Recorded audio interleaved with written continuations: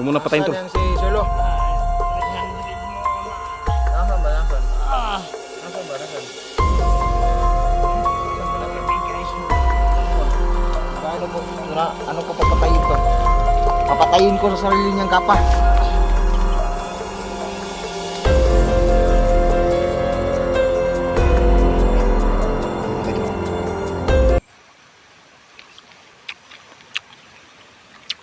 Mga ka-idol, mayong utos sa tanan na napakalungkot na balita yung balitaan namin mga ka-idol, mga kasulid, kay si Sulo Huwas Bandido. Muna yung mission karon kay si Commander Bartog kami nakakuha ka Sulo nya kaban ako karon si Bro Jandril. Si Inday, hindi ko nakasama ngayon kasi may ginagawa siyang pinaka-importante yung mission niya. Tapos susunod siya pagkatapos ng mission niya. At huwag niyo kalimutan mga kasulid, huwag kayo mag-skip ng ads. Malaking tulong po sa amin yan. Lalo na kay Bro Jandril bro. Kumusta ka bro? Ganun bro. Gusto ba kuha mo? Gusto man imong na kuha na kalat na impormasyon bro? About kang unsa? Sulo. Dakpan na gadaw? Commander Bartog kani si kato nakasako si pangalan ato. Manda sa ako. Commander Sako. Dakpan si Sulo mga kasulid. Dahil dito inaasahan mga kasulid no. Ginatira nila si Sulo, nabantayan mo siya. Bantayan siya. So, anytime, bandam-bandam na ito mga kasulid dahil baka mangyari sa kaibigan natin si Sulo. Kaya sa lahat ng mga vlogger dyan, inaanyahan ko kayo na tulungan nyo kami. Inaanyahan ko kayo na matulungan kami na makita namin yung buwan. Kung makita nyo dyan, i-bini sa amin kung anong update dyan. Dahil isang bundok kong nilalakbay namin mga kasulit, pero lawak to, malawak, sobrang lawak itong bundok na ito. Hindi lang kami mga vlogger dito na nakapunta. Marami pa ding mga ibang hunter na nandito din. Sana mga kasulid, maging tagumpay tayo sa pagligtas ng ating kaibigan na si Sulo. Ang plano ko kasi, sana na maging vlogger sana tong batang ito kasi napakasipag ito na magkuhan at magkuhan ito, may nalang unta, mag-vlogger siya kahit hindi na siya magtrabaho, meron siyang buwan ng sweldo, kahit tag 3K, maganda na kasi litawan mo to siya. Tapos nasa uyab. Bro, wag ka na bansin ka sa palibot bro. Wala man bro. Tingin ko malayo pa yung ano? May nararamdaman ako bro. Bakit bro? Nararamdaman ko yung itim na mahika na bumabalot sa lugar na ito. Agabay natin na si Sulo ngayon ay agaw buhay na. Delikado nga bro eh. Last nung last kasi, di ba Yan, sabi mo Sulo. pumunta siya doon sa ano, doon kasi siya matutulog doon sa boarding house ko. Ah. Eh ngayon mga ka-idol, nung pumunta siya doon, sabi ko pwede naman. Nung umalis sila kasi tol, kasi nga daw kukunin muna daw niya yung gamit. Eh nung mga ano na bandang gabi na, hindi na nakabalik. Wala gid ako gingon lagi. Hindi natin namasahan yung mga ganito mga kasulid. Maragi may mga mangyayari talagang masama sa atin dahil lalong-lalo na ngayon na yung batang yon si Kuan gusto niya mag-explore din dahil gusto niya makipaghiganti sa kanyang pamilya. Dahil last na balita namin sa kanyang pamilya, sabi niyang yung napagtanungan namin, naubos daw ng mga bandido. Naging kit mo bro? Sira? Nga, nasira yung ano sa harapan. Ay, iniwan ko muna kasi ayusin ko yun mamaya. Ay, pagpasensyahan nyo na mga idol, no? Kasi itong ating ginagawa tol. Oo nga eh. Hindi natin to pwedeng pagpaliban yung mga misyon natin. Kahit ako mga kasulid, minsan mga kasulid, wala na talaga ng signal doon sa amin. Pero tinitiis ko mga kasulid, pumunta ako doon sa mga may signal na lugar. At pag uwi ko, nag-upload ako kahit hindi maganda yung mga edit ko. At least may ma-upload ako kasi may update kayo sa buhay namin. Mahirap kasi mga kasulid yung buhay namin ngayon dito. Lalong-lalo na ngayon na eleksyon. Marami pong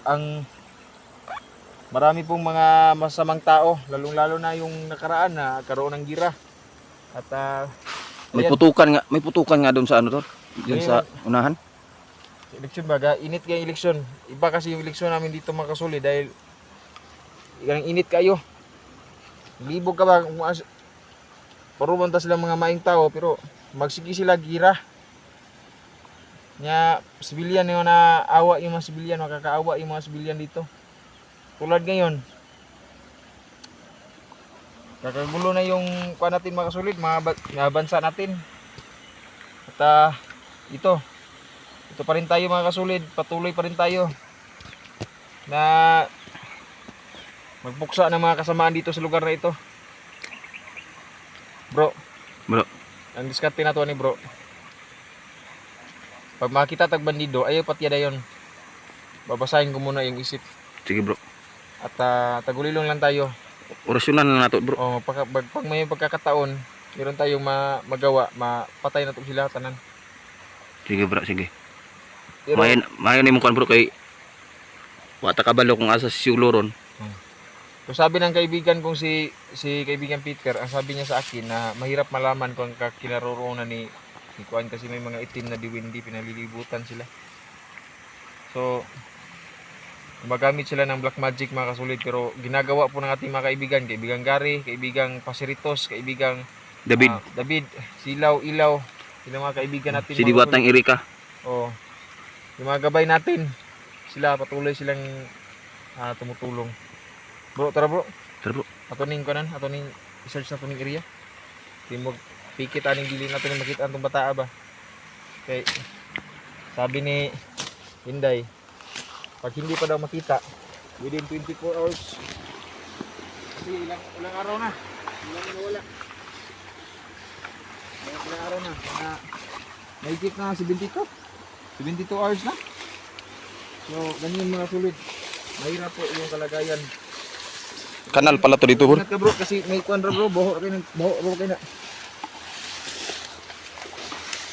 yung mga kanto. May problema dito sa aming mga kasulid. Yung ahas.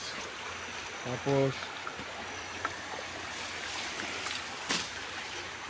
nagawa itong batik bro. Ano bro? Batik. Dapat tayo bro.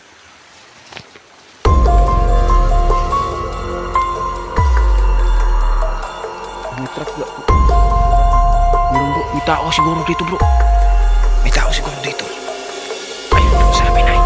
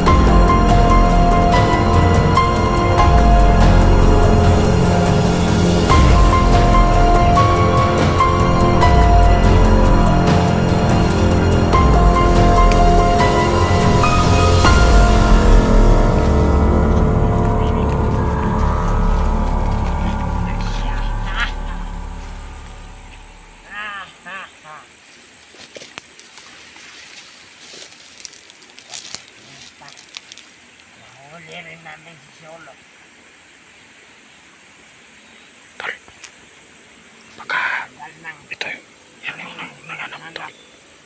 Kumawa ng mga tabi ito. Sa wakas.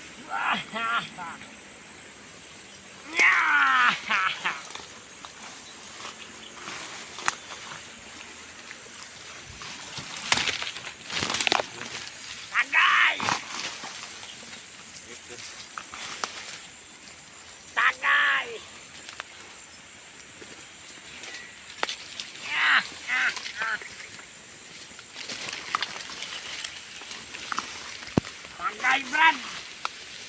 Tagay.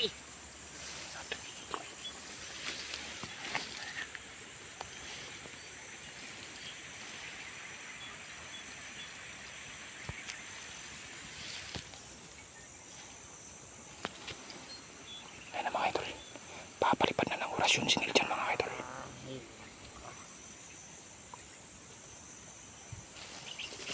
Bakit wala pang tao dito? Dapat meron ng tao dito.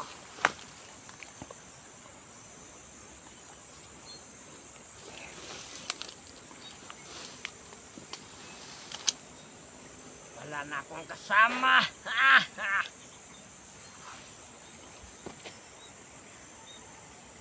Wala na akong kasama na magsabo dito. Ayun ko. Adik mga idol.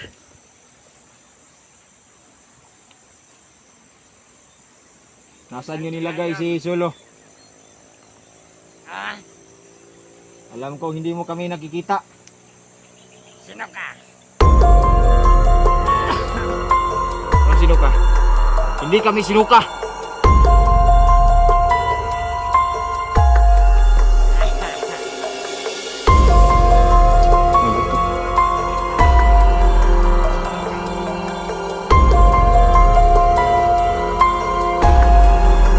Ako magligtas kami magligtas. Anong sinasabi mo 300,000? Pagkawalan mo si Solo o tatanggalin ko yung bayan mo.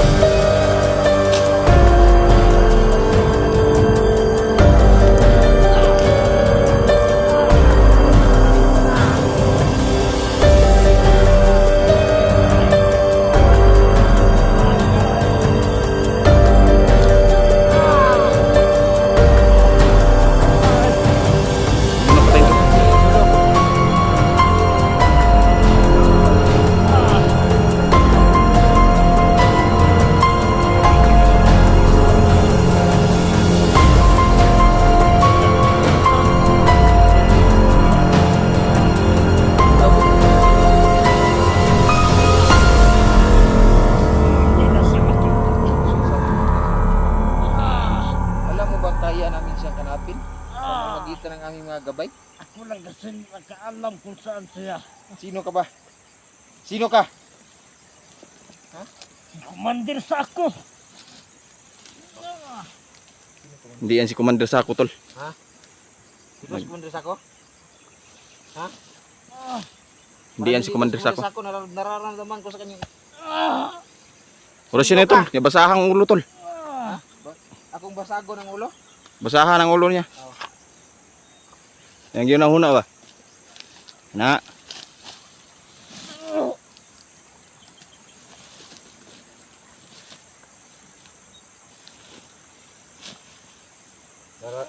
Nalalaman ko tol. Alalay pala itong Commander Sako. Uy. Nagpapanggap lang pala yan. Panggap to. Panggap ka? Ha? Panggap ka? Tol, Bali tol. turo na to ni tol. Tortura. Biyak no? Biyak no? Bakit kang iyak? Ha? Kasalanan mo tol. Naging bandido ka. Ha? Prasyon ko tol, sobrang lakas na tol dahil binigay sa atin yung ni Athena. Yung puting bato. Sinabing ko sa kanyang katawan. Yan, tol, maganda yan tol. Nagpapanggap lang pala yan. Ginamit niya pa yung pangalan ng leader niya. Maulan mo ni tol. Nararamdaman ko sa kanyang ulo. Narabasa ko sa kanyang utak. Maulan siya tol dahil sa nilokdo. Tudasin mo tol. Masakit daw yung katawan niya. Tanggalin mo yung bayag niyan. Tol, tanggalin mo yung bayag niyan. Ha? Tanggalin mo yung bayag niyan. Tanggalin ako niya.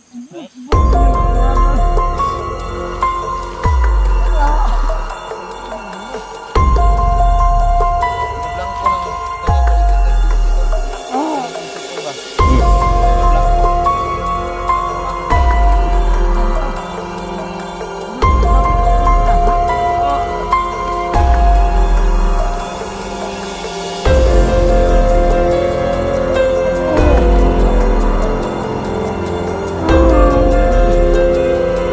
Wala nang high kayo, high kayo. Dasin mo na tol. Para matapos na.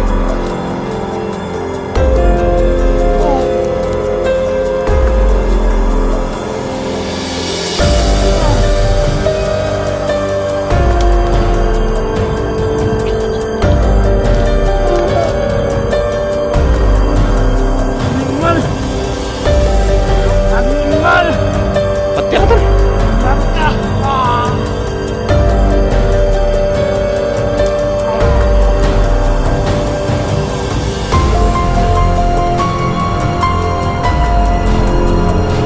Busla ka tol, busla ka.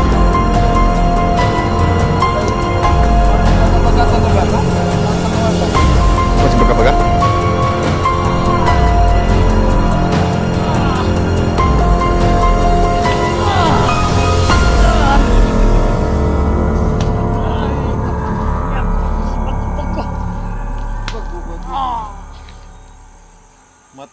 Matagal mamatay to tol. Tudasin mo na tol. Maste, Santa Maste, Ampong Paste. Santa Mas. Malakas talaga yung panito. Grabe yung orasyon ni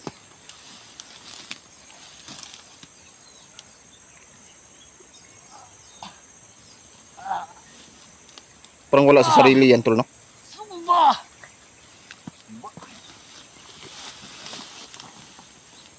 Nasaan yung sulo? Ikaw magsasalita. Magsalita. Huh? Ito pala yung panglaban mo. Ito ang itutuo ko sa'yo. Salita ka o hindi? Salita! Tingnan mo tol. Kung gaano ko, ano ko papatayin to. Papatayin ko sa sarili niyang kapa.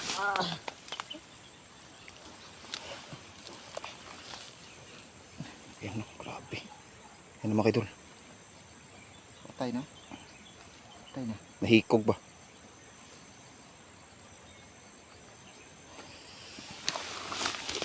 Grabe. Napatay na namin si Bago-Bago mga kasulid. Bago-bago daw. Kapatid daw siya ni Baga-Baga. Tayo. Tol. Nalaman ko sa kanyang isip tol. Nalaman ko sa kanyang isip tol. Na hindi lang pala isa ang kumidnap ni Commander ni Sulo. Dalawang commander, si Commander Sako at si Commander Bartog. Wala na oh. Totol. Ah? Buti may impormasyon na tayo ba? Patayin agad. Pero kanina, tinatagal-tagal ko dahil may gusto akong malaman sa kanya. Pero nalaman ko na. Ayan, panay kakampi na yan ni Kwan. Nagrunda na ba? Ang bihira. Makasulid. Gusto namin makasulid, makuha na dayon si Sulo. Pero ang problema mga kasulid, yung mga kalaban namin, meron din silang mga agimat. Meron silang mga taglay na tagulilong. Yun ang nararamdaman ko sa kanila. At hindi lang sila nag-iisa mga kasulid, 2 batalyon po ang aming mga kalaban. At meron silang mga high-powered na armas. Oh? Di basta-basta nito nakalaban tol. Hindi ba sa ni? Hinahamon kita, Commander Sako. Commander Bartog. Kung malakas kayo, punta kayo dito. Kalabanin nyo si Janril.